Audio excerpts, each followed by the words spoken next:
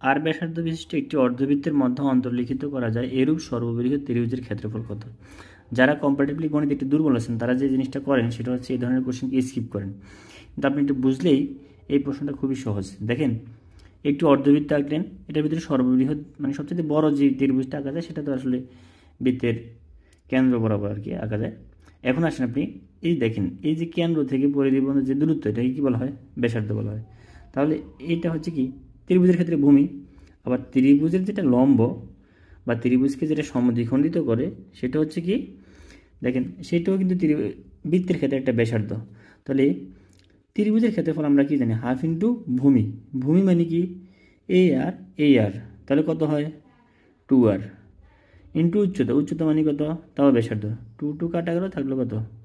আর square. Answer হচ্ছে আর square. আমরা একটু মাথাটা খাটাইলে এই ধরনের প্রশ্নগুলো আমরা অ্যান্সার করতে পারি এবং প্রতিযোগিতামূলক পরীক্ষায় এটাই আপনাকে এগিয়ে রাখবে।